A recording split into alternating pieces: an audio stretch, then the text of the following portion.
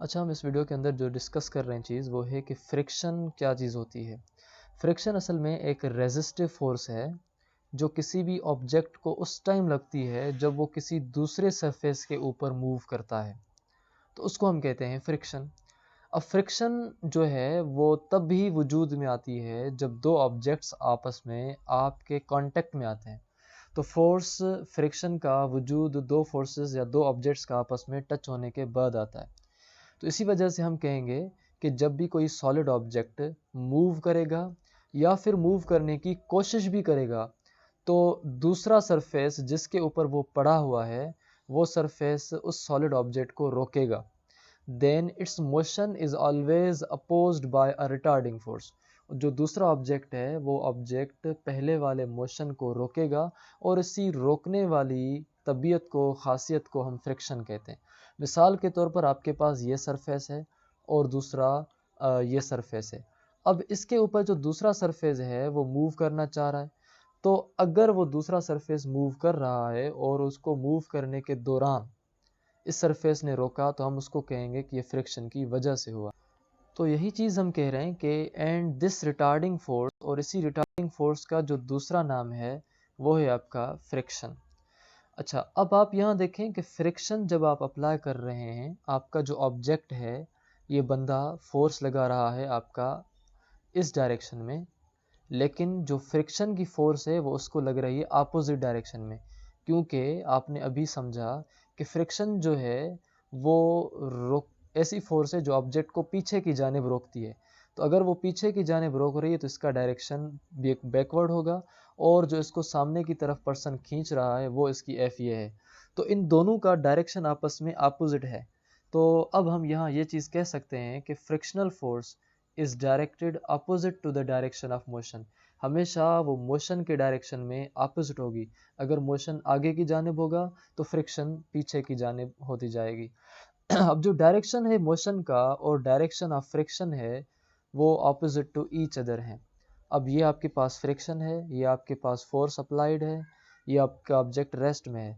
Force जब आप आगे की जानिब दे रहे हैं तो ये ऑब्जेक्ट रेस्ट में ही है, जबकि वो रेस्ट में रहने के दौरान वो पीछे की जानिब फोर्स लगा रहा है कि ताकि वो मूव ना हो।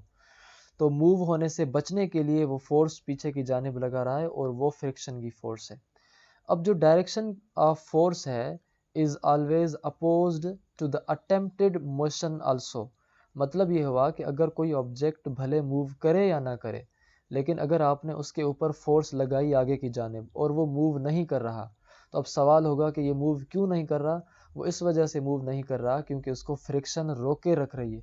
अब फ्रिक्शन उसको किस डायरेक्शन में फोर्स दे रही है? फिर अगर आप इसको इस डायरेक्शन में फोर्स देंगे तो फ्रिक्शन उसको रोके रख रही है अपोजिट डायरेक्शन में। चाहे फिर वो मूव करे या ना करे, वो उसको रेस्ट में भी रखने की कोशिश करेगी। अब ये थी फ्रिक्शन की सिंपल डेफिनेशंस, लेकिन जो मॉडर्न डेफिनेशन है वो हम इसके टाइप्स में पढ़ेंगे। अब हम जा रहे हैं डेरिवेशन ऑफ फ्रिक्शन की जानिब, कि फ्रिक्शन की जो डेरिवेशन है वो क्या होती है। आप यहाँ ये चीज़ देख सकते हैं कि जो ऑब्जेक्ट जितना ज़्यादा बड़ा होगा उसके ऊपर उतनी फोर्स ज़्यादा लगती है। मिसाल के तौर पर अगर आपने इस ऑब्जेक्ट को यहाँ रखा तो ये एक एक्शन फोर्स देगा ग्राउंड के ऊपर, वो उसकी एक्शन फोर्स है वेट। इसी तरीके से अब ऑब्जेक्ट के ऊपर रिएक्शन फोर्स लगेगी, उसको हम कहते हैं नॉर्मल रिएक्शन, वो है आर। अब जितना वेट ज़्यादा होगा उतनी उसकी रिएक्शन ज़्यादा होगी, जितना वेट उसका कम होगा उसकी उतनी जो रिएक्शन है वो कम होगी। तो हम यहाँ ये चीज़ कह रहे हैं कि वेट जो है वो आपका डायरेक्टली प्रोपोर्शनल है रिएक्शन से। जितना आपका वेट ज़्यादा उतना रिएक्शन ज़्यादा। मगर यहाँ हम ये चीज़ देख रहे हैं कि वेट की वजह से जितना वेट ज़्यादा है उसकी उतनी फ्रिक्शन भी ज़्यादा है। तो हमने वेट की जगह अब लिख दिया फ्रिक्शन। और फ्रिक्शन उतनी ज़्यादा होगी जितना उस ऑब्जेक्ट के ऊपर रिएक्शन ज़्यादा है। तो हम दूसरी स्टेटमेंट में ऐसे भी लिख सकते हैं कि frictional force is directly proportional to the normal reaction. जितना रिएक्शन ज़्यादा होगा उतनी फ्रिक्शनल फोर्स ज़्यादा होगी। तो एफ डायरेक्टली प्रोपोर्शनल टू हमने लिखा आर। अब हम ये चीज़ जानते हैं कि जो मैक्सिमम फ्रिक्शन है वो उसकी स्टैटिक फ्रिक्शन है, यानी कि एफ एस, या उसकी जो लिमिटिंग फ्रिक्शन है उसको हम एफ कहते हैं। अब ये स्टैटिक फ्रिक्शन क्या है और लिमिटिंग फ्रिक्शन क्या है, वो हम उसके टाइप्स में पढ़ेंगे। लेकिन यहाँ ये चीज़ डिस्कस करने का मतलब ये था कि हम ये जान सकें कि यहाँ जो हम फार्मूले के अंदर एस लगा रहे हैं, उस एस का मतलब है फ्रिक्शन स्टैटिक। अब फ्रिक्शन स्टैटिक जो है वो आपकी डायरेक्टली प्रोपोर्शनल है रिएक्शन के, यानी कि उसकी स्टैटिक फ्रिक्शन उतनी ज़्यादा होगी जितना उसका जो रिएक्शन है वो ज़्यादा है।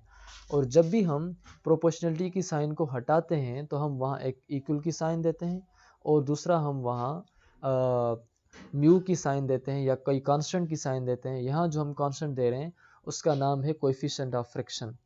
अब हमारे पास है F S is equal to mu R. अब ये जो है हमारे पास फ्रिक्शन का फार्मूला है।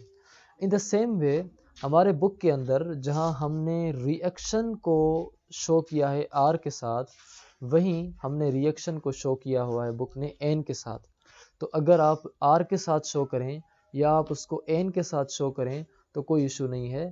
तो अगर आप F S directly proportional to R लिख रहे हैं तो आप ऐसे भी लिख सकते हैं कि F S directly proportional to N या F S directly proportional to R, कोई भी इसका फ़र्क नहीं होगा। अब अगर हम प्रोपोर्शनलिटी की साइन को हटाते हैं तो वहाँ हम एक इक्वल की साइन दे रहे हैं और दूसरा हम वहाँ कांस्टेंट दे रहे हैं, और इस कांस्टेंट का नाम है कोएफिशिएंट ऑफ फ्रिक्शन। अब यहाँ जो कांस्टेंट है वो स्टैटिक फ्रिक्शन वाला है, इसी वजह से हमने यहाँ एस दिया, तो यहाँ भी हम एस दे रहे हैं म्यू एस। यहाँ ये जो सिंबल है आपके पास जो बिल्कुल यू की तरह लग रही है, लेकिन इस सिंबल को हम यू नहीं पढ़ेंगे बल्कि हम इसको पढ़ेंगे म्यू, क्योंकि ये सिंबल म्यू ही जानी जाती है। और ये साइन म्यू यहाँ जाहिर कर रही है कोएफिशिएंट ऑफ फ्रिक्शन को, कि कोएफिशिएंट फ्रिक्शन का क्या है। अब जो वैल्यू है म्यू का वो डिफरेंट होता है डिफरेंट मटेरियल्स के लिए, क्योंकि अगर आपके पास रबड़ होगा तो रबड़ की जो फ्रिक्शन है ज़मीन के साथ वो अलग होगी। अगर आपके पास लोहा होगा तो लोहे की फ्रिक्शन ज़मीन के साथ अलग होगी। तो आप यहाँ ये चीज़ कह रहे हैं कि अगर मटेरियल चेंज हो रहा है तो फ्रिक्शन चेंज हो रही है।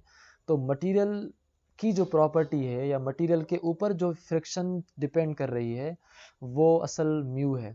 म्यू जो है वो हर मटेरियल की अलग अलग है, इसी वजह से फ्रिक्शन भी हर मटेरियल की अलग अलग है। न्यूटन के थर्ड लॉ के हिसाब से जो रिएक्शन फोर्स है हमेशा वो बराबर होती है एक्शन फोर्स के। तो अब हम अगर फार्मूला फाइंड करने की जानिब जा रहे हैं तो reaction force of the body is R and action force of the body weight is W. तो R is equal to W हमने लिख दिया। यहाँ आपने इक्वेशन 1 जो है ये पढ़ी हुई है कि जो एफ एस है वो बराबर है म्यू आर के। तो F S is equal to mu R आपकी कुछ इस तरह से हो जाएगी कि F S is equal to mu W, क्योंकि जहाँ डब्ल्यू लिखा हुआ था वहाँ अब आपने क्या लिखा है, वहाँ अब आपने लिखेंगे म्यू आर। अब अगर हम म्यू आर लिख रहे हैं तो F S is equal to mu R है, और यहाँ हम आर की जगह हम यहाँ लिख रहे हैं डब्ल्यू। तो एफ एस यहाँ सेम आ गया, ये म्यू भी यहाँ सेम आ गया, और आर की जगह हमने यहाँ लिख दिया डब्ल्यू, क्योंकि आर जो है आपने यहाँ पढ़ा है कि वो बराबर है डब्ल्यू के। तो इसी तरीके से एफ एस अगर बराबर है म्यू डब्ल्यू के, तो आपने ये भी चीज़ जानी हुई है कि जो डब्ल्यू है वो बराबर होता है हमारा एम जी के। तो W की जगह अब हमने यहाँ लिख दिया mg। तो Fs जो है वो स्टैटिक जो फ्रिक्शन का फार्मूला है वो बराबर होता है म्यू mg के, तो भी सही है, म्यू W भी सही है, Fs इक्वल म्यू r भी सही है। आप इनमें से कोई भी वैल्यू लिखें, कोई इशू नहीं है। इन द सेम वे जो फ्रिक्शन है किसी भी बॉडी की, अब यहाँ हम ये देख सकते हैं कि वो डिपेंड करती है coefficient of friction of body, यानी कि म्यू के ऊपर, यहाँ आप देख रहे हैं वो, उसके ऊपर मास ऑफ द बॉडी जो कि m है, इसी तरीके से ग्रेविटी ऑफ द बॉडी जो कि g है। तो इन तीनों के ऊपर जो किसी भी ऑब्जेक्ट की फ्रिक्शन है वो डिपेंड करती है। जितना मास ज़्यादा बड़ा होगा उसकी उतनी फ्रिक्शन ज़्यादा, जितनी ग्रेविटी जिस प्लेनेट पर ज़्यादा होगी वहाँ उतनी फ्रिक्शन कम, जहाँ ग्रेविटी कम तो वहाँ फ्रिक्शन भी कम, जहाँ ग्रेविटी ज़्यादा तो वहाँ फ्रिक्शन भी ज़्यादा। तो ग्रेविटी जो मून के ऊपर होगी वो लेस देन तो होगी अर्थ, क्योंकि फ्रिक्शन ऑफ सेम बॉडी, क्योंकि अर्थ के ऊपर ग्रेविटी ज़्यादा है और मून के ऊपर ग्रेविटी कम है। Friction of same body on same type of surface will be less on moon. अगर दो ऑब्जेक्ट हैं, यहाँ मिसाल का वुड है और यहाँ आपने रखा हुआ है आयरन। वुड और आयरन के दरमियान यहाँ जो फ्रिक्शन है वो कुछ अलग है। इन द सेम वे अगर ये आयरन है सेम और ये आपका वुड है, इन दोनों मटेरियल्स को आप अभी लेके गए हैं मून के ऊपर, ये पहले थे ज़मीन के ऊपर, तो इनके दरमियान फ्रिक्शन कुछ अलग थी। अब अगर ये मून के ऊपर जाएंगे तो इनके ऊपर फ्रिक्शन कुछ अलग हो जाएगी, ये सेम मटेरियल भले क्यों नहीं जाएं। तो इसी वजह से हमने यहाँ कहा कि जो फ्रिक्शन है वो ग्रेविटी के ऊपर भी डिपेंड कर रही है। अब यहाँ तो हमने एफ एस के वैल्यू निकाले थे, यानी कि स्टैटिक फ्रिक्शन जिन चीज़ों के ऊपर डिपेंड कर रही थी। अगर आपको कहा जाए कि आप का कोएफिशिएंट ऑफ फ्रिक्शन किसके बराबर है, तो आप उसी फार्मूले में से निकालेंगे। F S is equal to किसके बराबर है, वो बराबर है म्यू आर के। यहाँ जो आर है वो मल्टीप्लाई में है, मैंने वैल्यू जो चाहिए वो चाहिए म्यू का, इसीलिए जो आर है वो जब दूसरी साइड जाएगा तो वो हो जाएगा डिवाइड का। तो एफ एस डिवाइडेड बाय हो गया आर और इस साइड बचा म्यू। तो अगर आप ऐसे पढ़ रहे हैं कि म्यू बराबर है एफ एस अपान आर के, तो आप ऐसे भी लिख सकते हैं कि म्यू बराबर है एफ एस अपान आर के। तो लिमिट जो है कोएफिशिएंट ऑफ फ्रिक्शन की, अगर अभी आप इसका दूसरा एक तरीका देखें, एक तो आपने यहाँ फाइंड कर लिया, दूसरा mu is equal F S upon R है और आपने यहाँ पढ़ा हुआ है कि जो आर है वो बराबर है डब्ल्यू के। तो आप यहाँ म्यू का दूसरा वैल्यू निकाल सकते हैं एफ एस अपान डब्ल्यू। डब्ल्यू यानी वेट के बारे में आपने पढ़ा हुआ एम जी के बराबर है, तो आपने mu is equal F S upon M G भी अब आप लिख सकते हैं। इट्स अप टू यू कि आप वैल्यू को या म्यू का वैल्यू कहाँ पे किस चीज़ पे ऊपर लिख रहे हैं। तो म्यू का जो वैल्यू है वो डायरेक्टली प्रोपोर्शनल है आपका स्टैटिक फ्रिक्शन से, इन्वर्सली प्रोपोर्शनल आपका मास से और इन्वर्सली प्रोपोर्शनल है ग्रेविटी से। अब यहाँ अगर आप कोएफिशिएंट ऑफ फ्रिक्शन का यूनिट फाइंड करना चाहें कि जो कोएफिशिएंट फ्रिक्शन है उसका यूनिट क्या है, तो एफ एस जो है वो आपको मालूम है फोर्स है। रिएक्शन, अब रिएक्शन भी तो फोर्स है ना, आप कहते हैं कि जितनी एक्शन फोर्स देंगे उतनी रिएक्शन फोर्स होगी, तो एक्शन फोर्स एफ एस है, रिएक्शन फोर्स आर है। तो आपने लिखा है कि म्यू जो है वो बराबर है एफ एस अपान आर के। तो एफ एस का जो वैल्यू है यूनिट है वो भी न्यूटन होगा, जो आर का यूनिट है वो भी न्यूटन होगा, क्योंकि वो दोनों के दोनों आपस में फोर्सेस हैं। रिएक्शन भी फोर्स है, एफ एस भी फोर्स है, तो इसी वजह से न्यूटन न्यूटन में आपस में एक दूसरे को कैंसिल कर देंगे। तो यहाँ ये मालूम हुआ कि जो कोएफिशिएंट ऑफ फ्रिक्शन है वो यूनिट लेस है, वो डायमेंशन लेस है। In the next video we will discuss about the types of the friction.